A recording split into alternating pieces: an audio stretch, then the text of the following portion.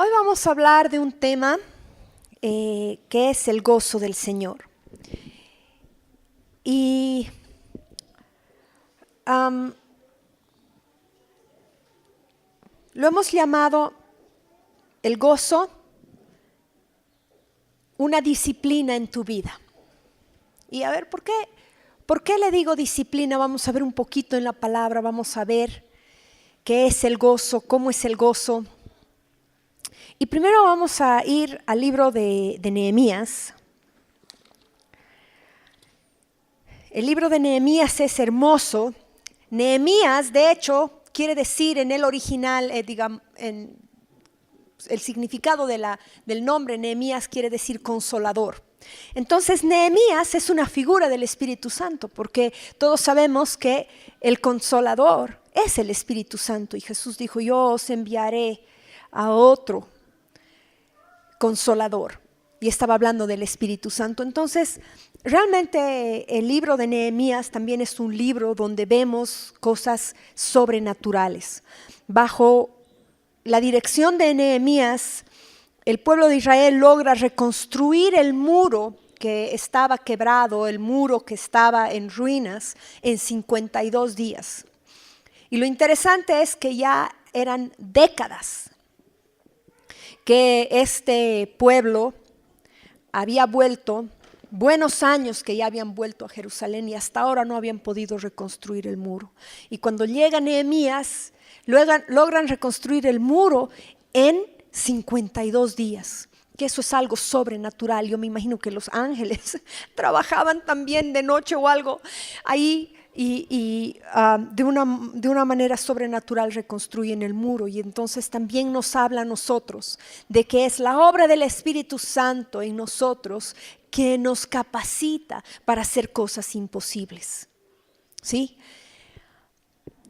Ahora, hay un pastor que yo disfruto mucho escuchar y es el pastor Bill Johnson. Es un hombre, es un predicador diferente, realmente. La forma en la que predica en 5 minutos dice cosas que puedes meditar durante el próximo mes y sigues encontrando gran revelación, ¿no?, en lo que él ha dicho. Y parece que está diciendo cosas tan sencillas, pero son cosas tan profundas. Y uno de sus dichos es, él dice que Dios al propósito te pide que hagas cosas imposibles. ¿Sí? Jesús cuando se fue les dijo, vayan y sanen a los enfermos. Y bueno, tú te preguntas, ¿y cómo voy a sanar a los enfermos? Digamos, en nosotros no tenemos el poder de sanar a los enfermos. Pero ¿saben por qué Dios te pide que hagas cosas imposibles? Porque requiere de ti que busques en Él el poder y la palabra para cumplir su mandato. ¿Se dan cuenta?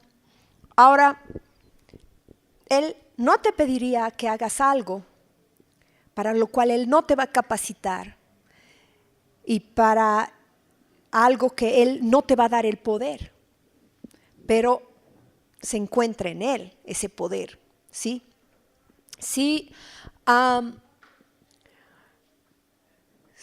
mi mamá me dice, por favor, anda a abrir la puerta, eso yo puedo hacer, ¿sí? Pero si mi mamá me dice, anda y por favor, levita sobre la puerta, eso yo no puedo hacer, ¿verdad? Entonces, pero a veces las cosas que vemos en la Escritura, Dios nos manda a hacer cosas que para nosotros en nuestra humana naturaleza sería imposible hacer. Pero el mandato está ahí porque junto con el mandato está el poder para hacerlo. Él llena tu vida de poder. Él te capacita y te permite hacerlo, ¿sí? Y yo creo que el 99% de las cosas en la vida cristiana son así. Necesitas de Él para hacerlo.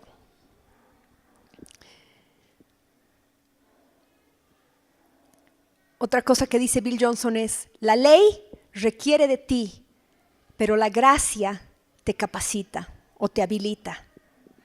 Amén.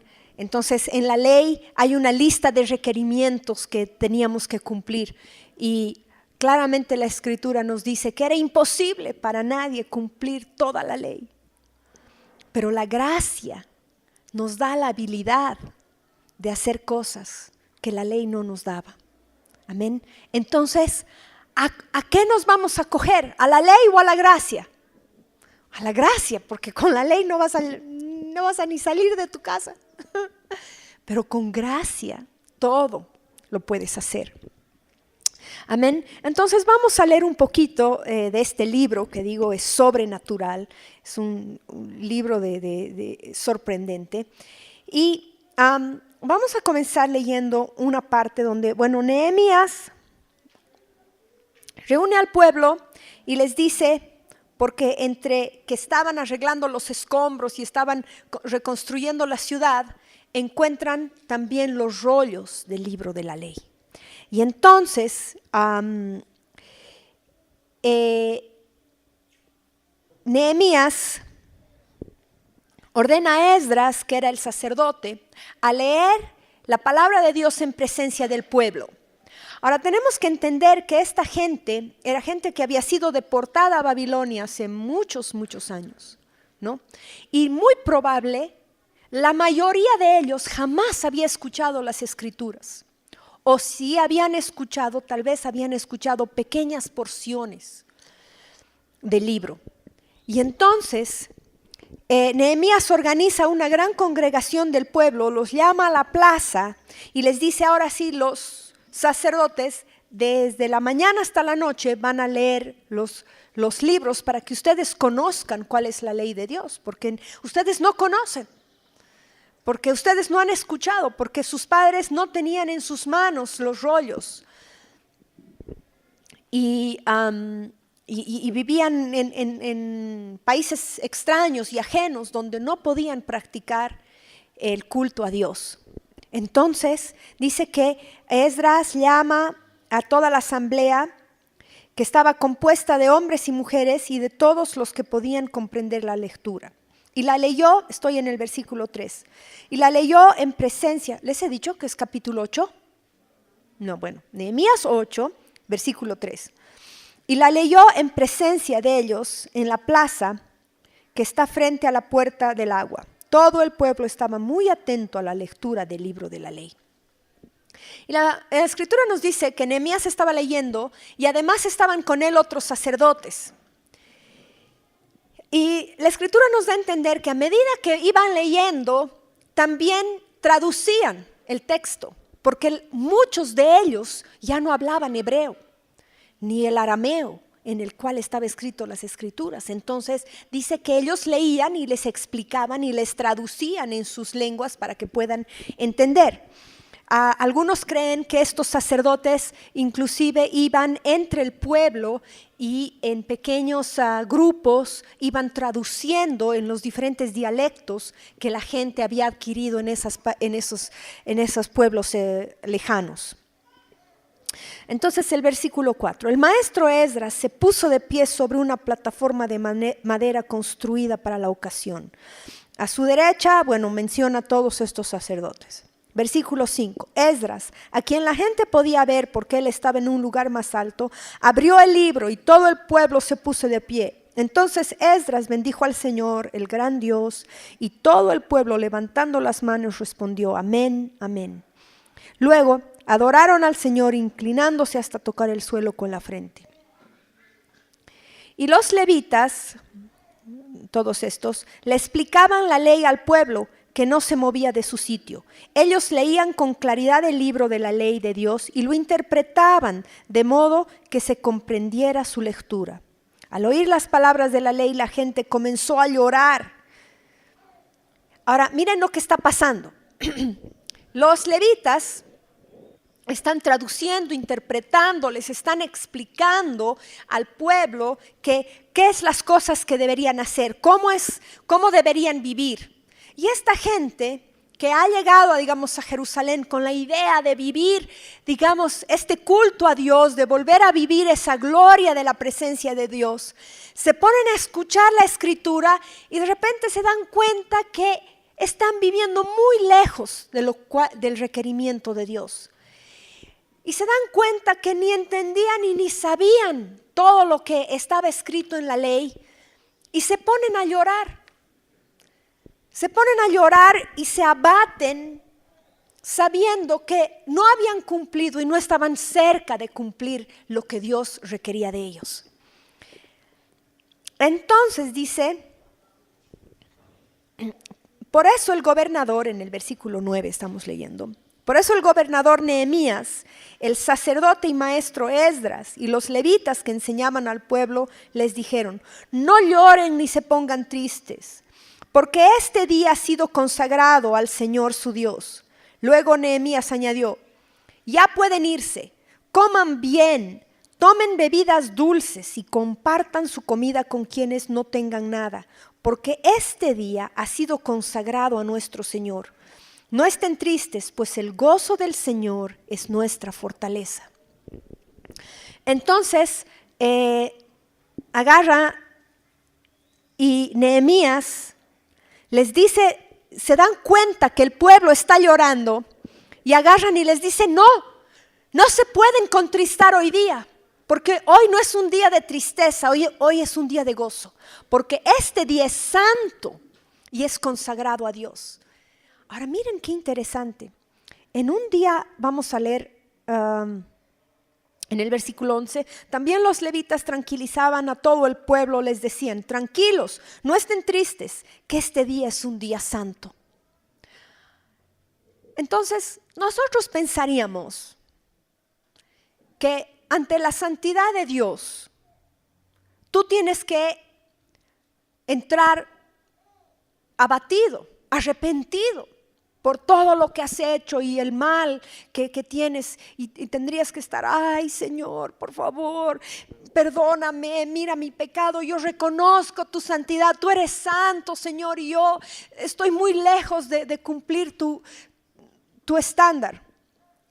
Pero Esdras y Nehemías tenían otra revelación de la presencia de Dios y les dicen, no. En un día santo, en la presencia de Dios, en un día consagrado a Dios, ustedes no pueden estar tristes. Dice, vayan y gócense. En otra traducción dice, coman lo que solo se come en los feriados y en las festividades. Vayan y preparen y den y comparten a los que no tienen, a los pobres. Dice, porque todos nos tenemos que gozar en este día.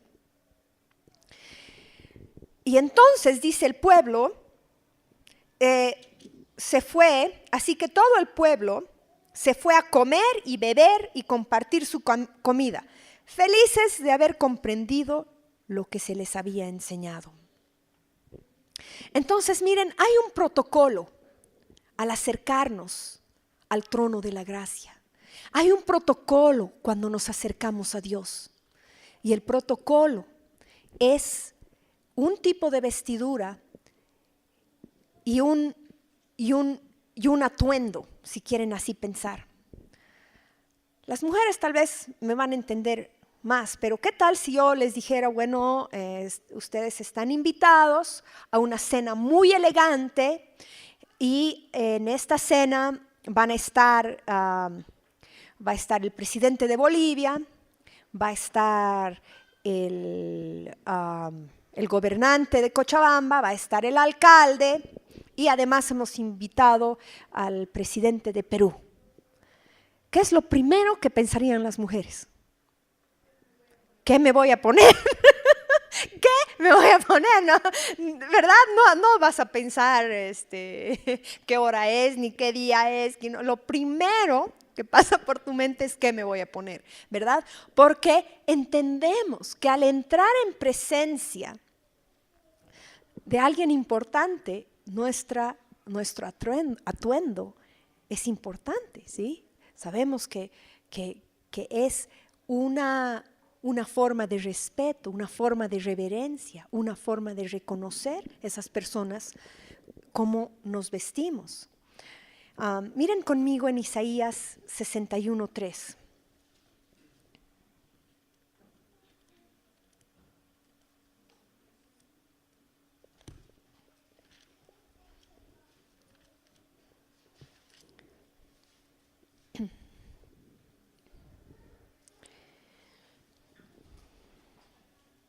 Esta es una profecía de Jesucristo, la cual luego se cumple, y Jesús también se para en el templo a leer esta parte, pero habla de la obra de Jesús, o sea, qué vino Jesús a hacer en la tierra, y dice: el Espíritu del Señor omnipotente está sobre mí, por cuanto me ha ungido para anunciar buenas nuevas a los pobres. Me ha enviado a sanar los corazones heridos y proclamar liberación a los cautivos y libertad a los prisioneros, a pregonar el año del favor del Señor y el día de venganza de nuestro Dios, a consolar a todos los que están de duelo y a confrontar a los dolientes de Sión.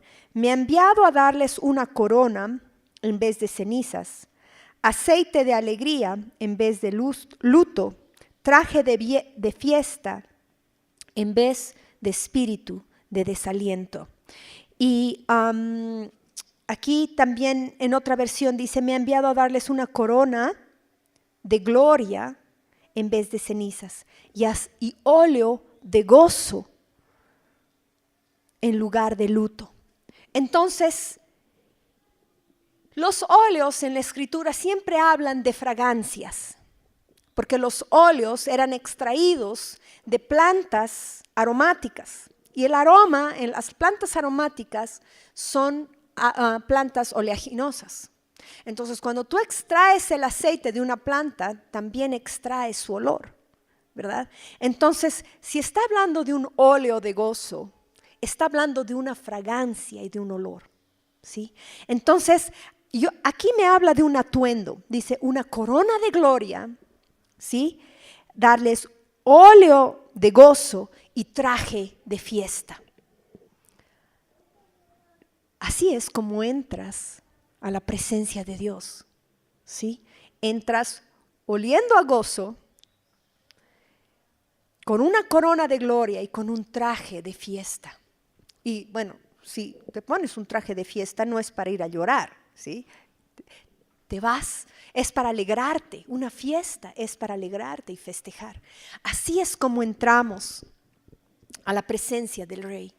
En el Salmo 100, versículo 4 dice: entramos por sus puertas con acción de gracias, a sus atrios con alabanza, ¿sí? Esa es la forma en la que tú entras al Rey. Esa es la forma en la que tú entras a la presencia de Dios. Entonces, por eso Nehemías y Esdras les está diciendo: no, ustedes hoy día no pueden llorar. Hoy día ustedes tienen que gozarse. Ahora, el gozo es un mandato de Dios a nuestras vidas, ¿sí? ¿Y por qué lo hemos llamado una disciplina? Yo creo que el gozo es una decisión. Miren, requiere de disciplina, requiere de autocontrol y requiere de dominio propio, ¿sí? Porque vivimos en un mundo imperfecto y lamentablemente también vivimos vidas imperfectas, ¿sí? ¿O quién puede decir: yo vivo una vida perfecta delante de Dios? Entonces, hay cosas que nos llenan de frustración en nuestras vidas.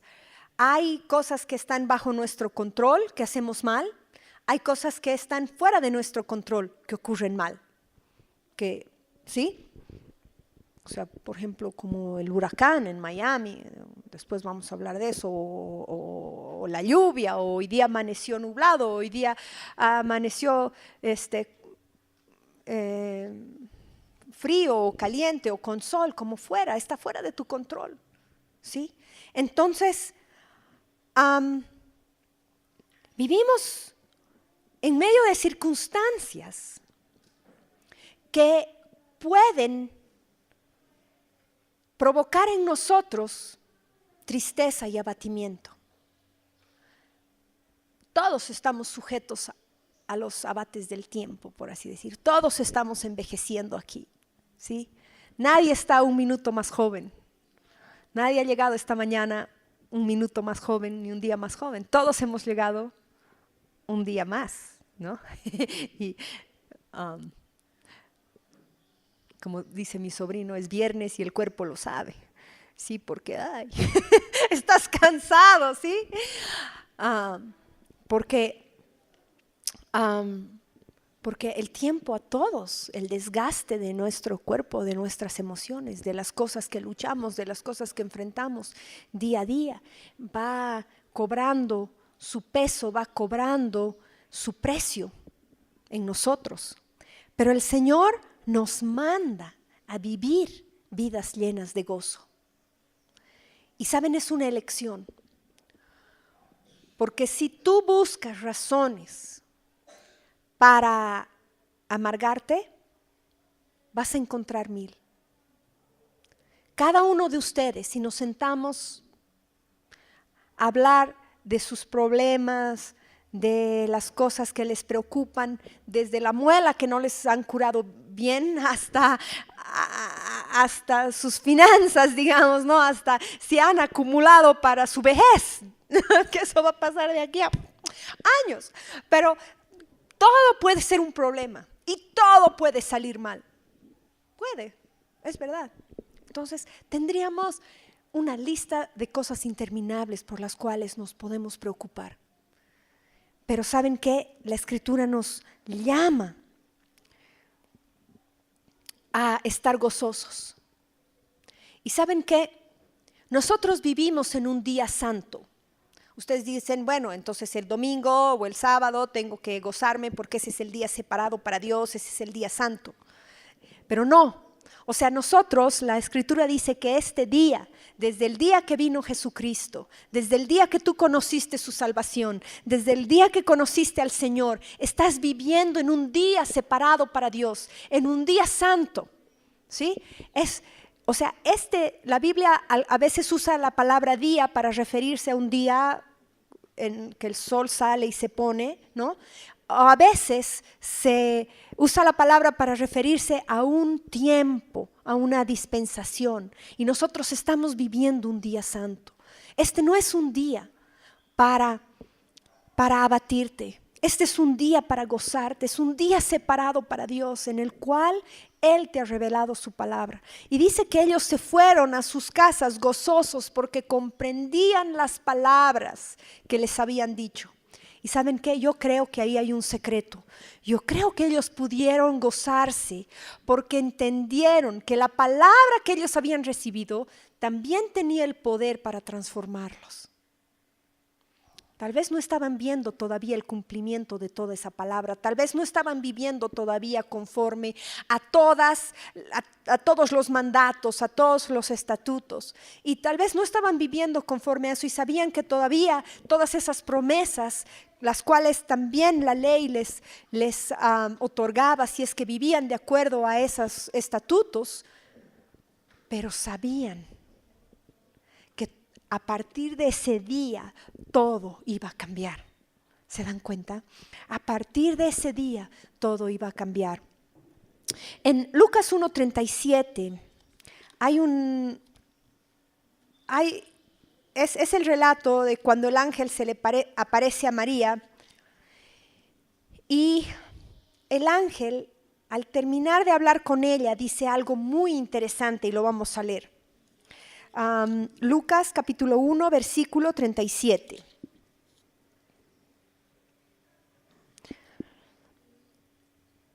Bueno, desde el 34 vamos a leer. Entonces el ángel está diciendo, el Espíritu de Dios vendrá sobre ti y tú concebirás y darás a luz un hijo, ¿no? Y le dice, y su nombre, y él será grande, será llamado el Hijo del Dios Altísimo y qué sé yo. Bueno, entonces dice, ¿cómo podrá suceder esto?, le pregunta María al ángel, puesto que soy virgen.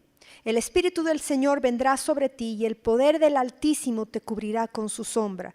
Así que el santo niño que va a nacer lo llamarán Hijo de Dios.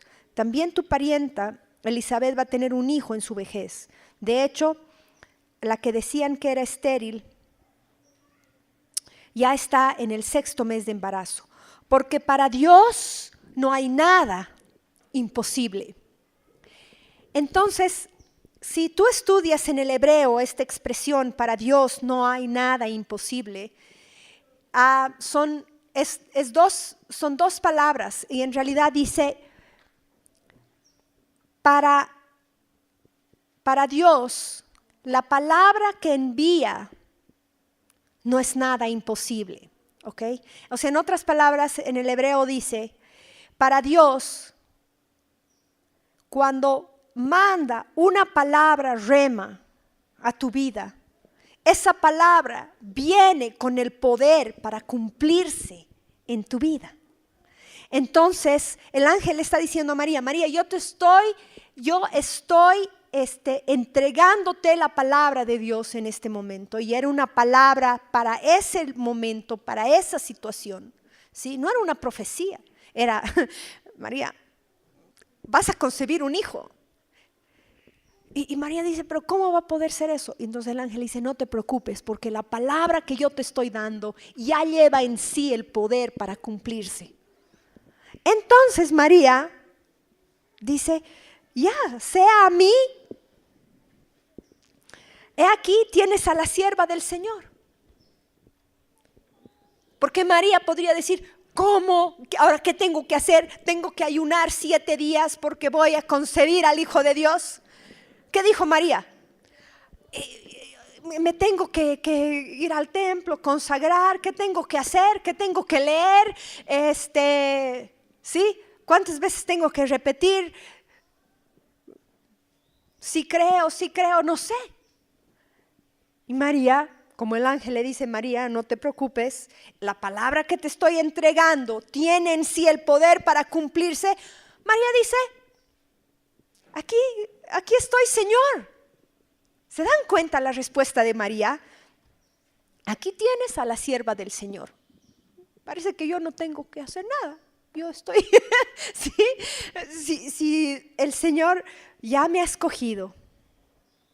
Dice, contestó María, que Él haga conmigo como me has dicho. Con esto el ángel la dejó. Qué fácil. ¿Y saben qué? Esa debería ser nuestra respuesta al Señor. Señor, haz conmigo como tú has dicho. Haz conmigo como tú has dicho, porque ¿saben qué? La palabra dice que el pueblo se gozó porque habían recibido la palabra. Entonces hoy día, ¿qué es? Que tú recibas la palabra y que hoy día tú decidas estar gozoso, porque sabes, esa palabra tiene un cumplimiento. ¿Sí? Tenían que pasar 9 meses hasta que nazca el bebé. Y de ahí tenían que pasar 30 años hasta que Él revele su ministerio. Y luego 3 más hasta su crucifixión y su resurrección, para el cumplimiento de toda la promesa, de todo lo que significaba eso. Pero ese día era suficiente lo que el ángel le dijo para gozarse, porque la palabra viene en sí cargada del poder para revelarse. ¿Y saben qué? La palabra de Dios es como una semilla en nosotros. Ustedes saben que en la semilla, dentro de la semilla está el poder para generar vida, ¿sí? Dentro de la semilla. Solo necesitas enterrarla en la tierra y no necesitas hablarle a la semilla, rogarle a la semilla, decirle, semillita, por favor, ¿sí? Ya tiene en sí el poder y el potencial para desatar aquello para lo cual ha sido enviada. ¿Sí? De la misma manera, la palabra de Dios en nosotros, cuando es implantada en nosotros, tiene el poder para desatar la vida que viene de Él, porque viene de ti, no, viene de Él. Entonces, tú necesitas simplemente implantarla en tu vida y dejar que ella haga lo que tiene que hacer. Dejar que ella haga lo que tiene que hacer. Entonces, sí, ya me puedo gozar. Porque sé que no depende de mí, depende de esa vida que viene desde el trono de Dios, de aquello sobrenatural. Sé que desde ese momento las cosas van a cambiar. Sé de que desde ese día nada va a ser igual. Entonces el gozo es una expresión de fe. Por eso es que nosotros tenemos que acercarnos a Dios con gozo. Porque dice que sin gozo, sin fe, es imposible agradar a Dios. ¿Sí? ¿Y cuál es la expresión de tu fe? Tu gozo. A ver, digan, ¿cuántos de ustedes, si les digo, si hablo así, me está doliendo aquí, y sabes que es un dolor muy fuerte, y aquí está la vesícula, y mi abuela, y mi mamá, y mi tía, y mis hermanas, y todas tienen problemas de vesícula, y no sé qué, y voy a ir al médico?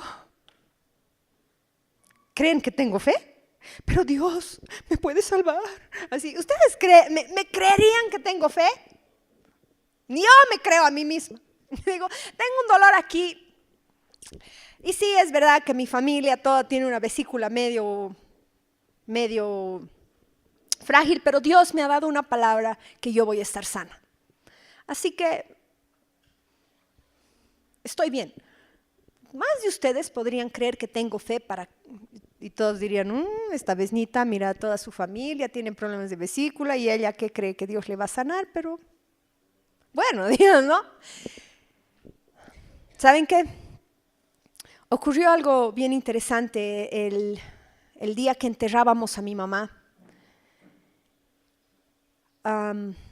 Durante el tiempo que ella cayó enferma y estaba en terapia intensiva, Dios me dio realmente una paz sobrenatural.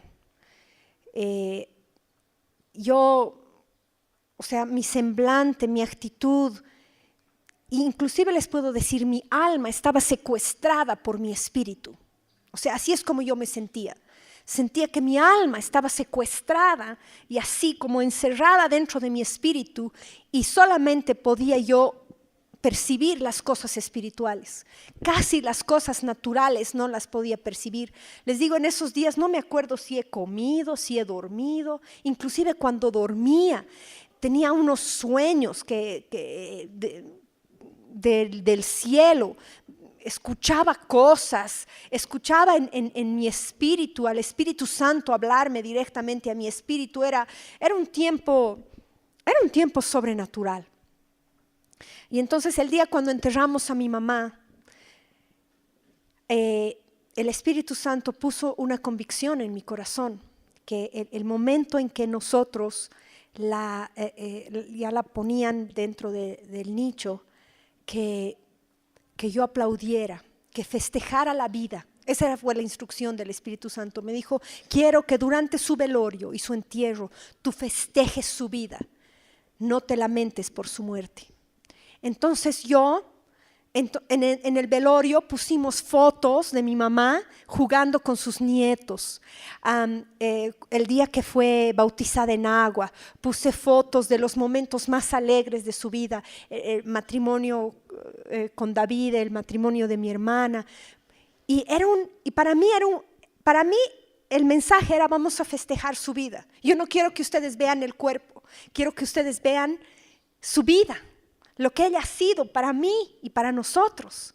Entonces cuando la enterramos, yo me puse a aplaudir, yo y mis hermanas nos pusimos a aplaudir.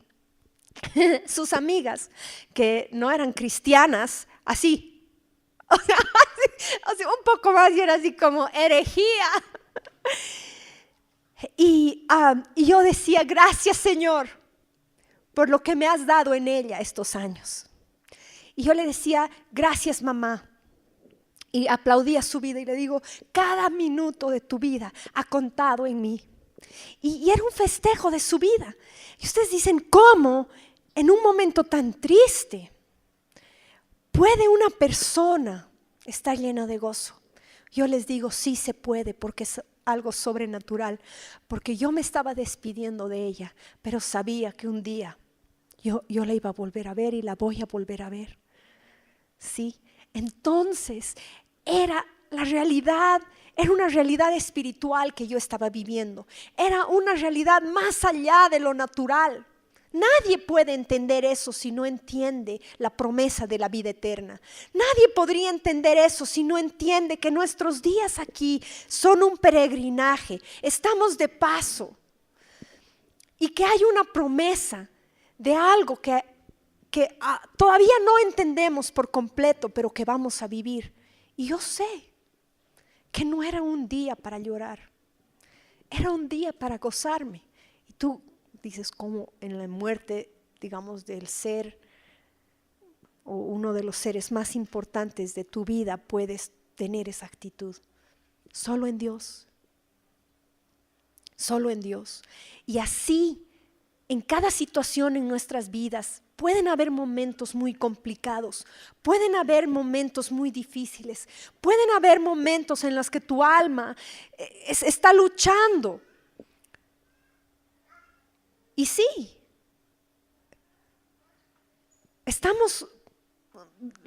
podemos estar tristes, la Biblia no dice que eso está mal, pero el gozo no es lo opuesto a la tristeza, ¿ok? La alegría tal vez es lo opuesto a la tristeza, pero lo opuesto al gozo es el temor. Lo opuesto al gozo es el temor. Entonces, nosotros podemos vivir vidas llenas de gozo, porque saben que su luz ha decidido brillar en nuestras vidas. Ustedes están en mejor situación que cualquier otro ser humano, bueno, excepto los que sí están en la presencia, o sea, con Dios. Pero puedes ver tus problemas y decir, ay, qué graves que son. O puedes decir, sí, eran graves, pero Dios ha decidido intervenir. Dios ha decidido revelarme una palabra. Dios ha decidido mostrarme algo para que todo pueda cambiar. Sí, hay personas que enfrentan enfermedades, pero hay personas que enfrentan enfermedades solas y hay personas que tienen una enfermedad pero tienen una palabra rema de Dios. ¿Sí? Hay personas que enfrentan desafíos económicos.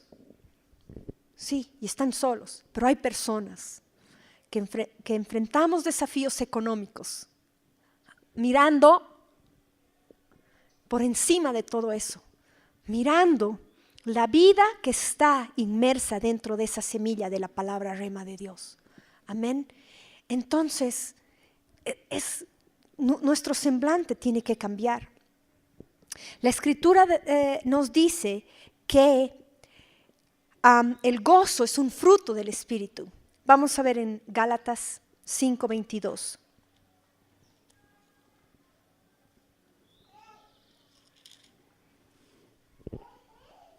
Dice, en cambio, el fruto del Espíritu es amor, alegría, paz, paciencia, amabilidad, bondad, fidelidad, humildad y dominio propio. Bueno, esta palabra alegría en el hebreo es gozo. ¿Okay? El fruto del Espíritu es amor, gozo, paz, paciencia, benignidad, bondad, fe, mansedumbre, templanza. La Biblia nos dice que entre tales cosas no hay ley, contra tales cosas no hay ley. Entonces, miren, es dejar fluir al Espíritu Santo dentro de ti el gozo. Yo he aprendido realmente a discernir la diferencia entre alegría y gozo.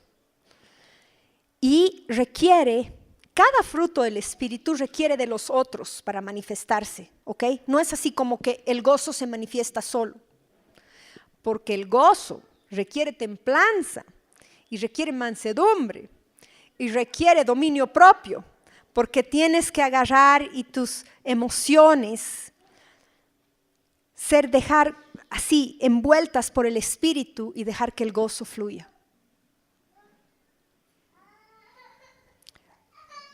Es algo que tienes que intentar, no te lo puedo explicar, tienes que intentar. es como tienes que abrir tu corazón al gozo.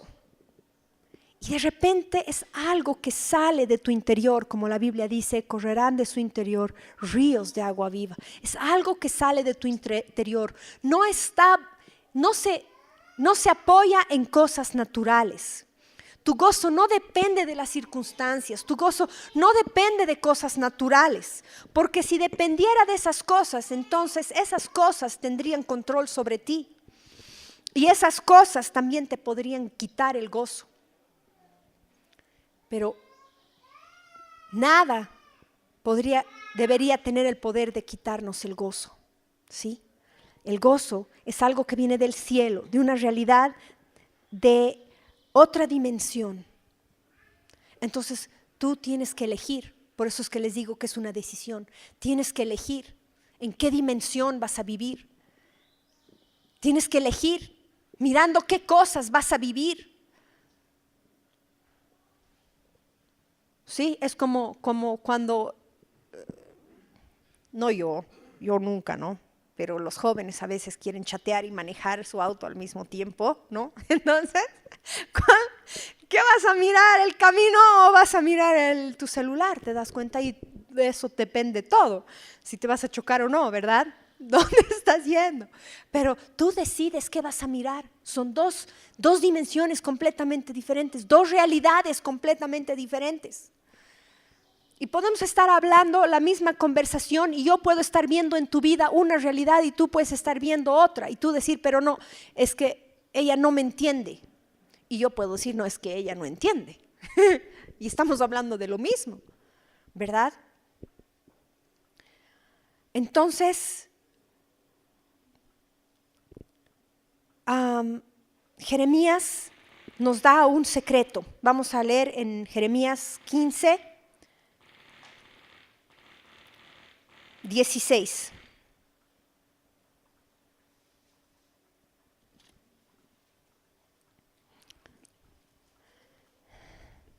Miren lo que dice. Al encontrarme con tus palabras, yo las devoraba.